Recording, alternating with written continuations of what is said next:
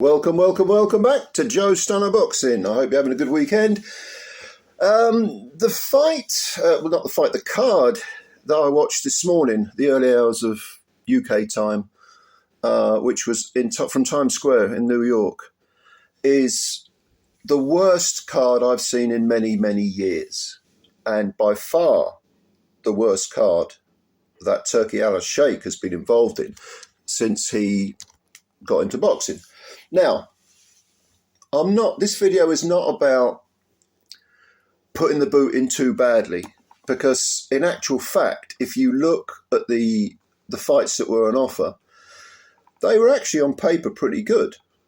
I mean, I thought the one that was the big upset, which was Rowley beating Ryan Garcia, Rolando Romero, I thought, well, that's the least attractive fight, because Garcia will probably knock him out in 6 or 7 rounds. I didn't do a preview video because I was away and I was just busy, but I was stunned that Garcia lost. But it was a dull fight. Rowley just did his thing walking forward, and Garcia just looked. I don't know. He looked like he didn't even want to really be there. Like he just didn't really want to be a fighter anymore. Whether that's true or not, I don't know. But then you had the incredibly dull, crushingly dull Haney versus Jose Ramirez. And I mean, Haney looked, Paulie Malignaggi used the correct term. He said he looked like he had PTSD from the Ryan Garcia battering that he took. And yet he remains undefeated. It was just one of the worst fights I've seen in years, on the worst card I've seen in years. And the only saving grace was Teofimo Lopez looked very, very good, albeit against a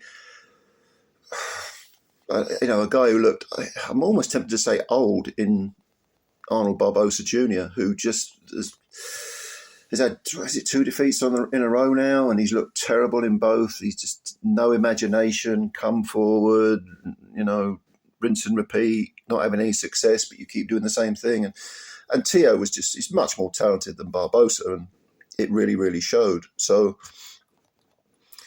yeah, it was a terrible, terrible card, but it's easy to be, on paper, they look like pretty decent fights. So we just got to hold our hands up and say that was a dud.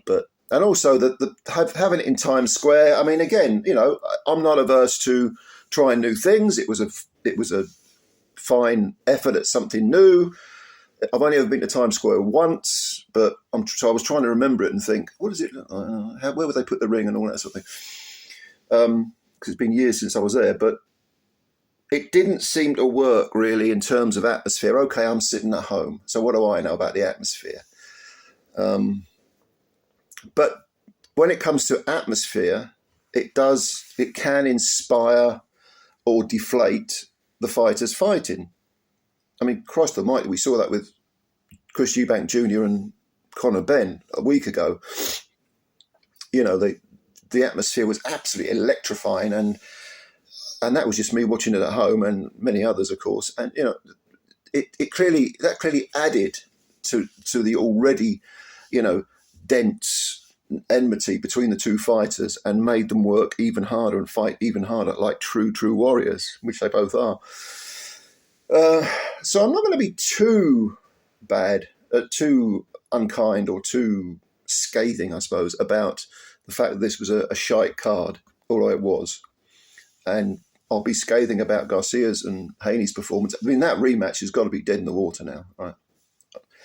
But terrible, terrible, terrible performances, terrible card. The only one that came out smelling of anything other than dog muck is Lopez, to be honest with you. But that's not what really bugs me. What really bugs me is that this was on pay-per-view. So you imagine if you paid money for that shite.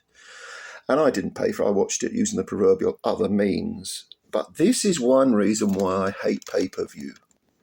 Because if you want to stick something behind a paywall and get me to pay something that I already pay for, which is DAZN, I am a DAZN subscriber, you better be guaranteeing me something out of the ordinary. and this was out of the ordinary. It was out of the ordinary in a completely negative sense because it was so bad. But let's not forget that Mr. Hearn, when he first got his DAZN gig, which seems like 100 years ago, but actually isn't. It's, if you're my age, it's relatively recent. What is it now? 5 years, 6, 7 years? I don't even know. He was hailing DAZN as the abolition of pay-per-view, and we all thought, "Oh, that's good." You know, it also cost $1.99 to subscribe to DAZN, so that was never going to last. But Hearn never mentions this. In fact, he wallows in it. Because in the last, if you look at a 7-day period, there have been 3 pay-per-views on DAZN alone. Ben Eubank, which was a magnificent fight, but the undercard was good, but not brilliant. The absolute abortion of a card that I've just mentioned. And you got Canelo fighting William Skull in the main event. The fight that interests me most on that card is Bacoli versus a Jagba, but I've made a video on that. But pay-per-view? So 3 pay-per-views on the platform that was supposed to abolish pay-per-view in the space of 7 days. And Mr. Hearn's quite happy with this. Oh, boxing's flying, boxing's great, boxing's this, me, and it. Look, I'm picking on Hearn because I think he's full of it. But to all of that lot, you can say, well, if we don't have pay-per-view, the fights don't get made. And These are tough times for people. And if you're already, I'm a subscriber to DAZN. I pay, the £100 a year for, works out about £8.50, whatever it is, a month. But if you're not going to give me any freebies that I already pay for, I'm out. I'm gone. And I'll go back to watching literally everything using other means, not just the pay-per-views. It's a disgraceful way to treat your subscribers. What's the point of having a subscription if there's nothing on it? I originally said, okay, I'll give DAZN the benefit of the doubt, because what I'll do is, they're saying they'll get rid of pay-per-view, which is one of my pet hates, which is a completely manufactured concept, which, is not needed for enormous fights, is not needed for enormous numbers.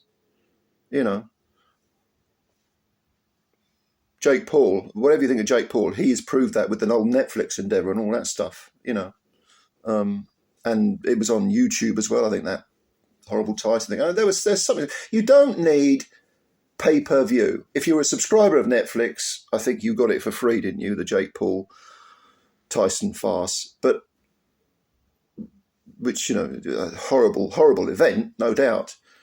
But it wasn't hidden behind a paywall. Am I right in that? I know I watched it, and I've got Netflix. I do subscribe to Netflix. But this seems to me like this pay-per-view thing, as I knew it would 10 years ago when it was resurrected. In the UK, I'm talking specifically now, because it's always existed in America. And my God, don't they pay through the nose for pay-per-view? Oh my God. Outrageous amounts of money just to watch a boxing match, a couple of boxing matches. It's disgraceful. But it is now out of control completely. And when you get junk like we've just had from Times Square, it's too much of a gamble. Surely it's too much of a gamble, unless you just, piss money and money's no option to you, no worry to you. Yeah, okay.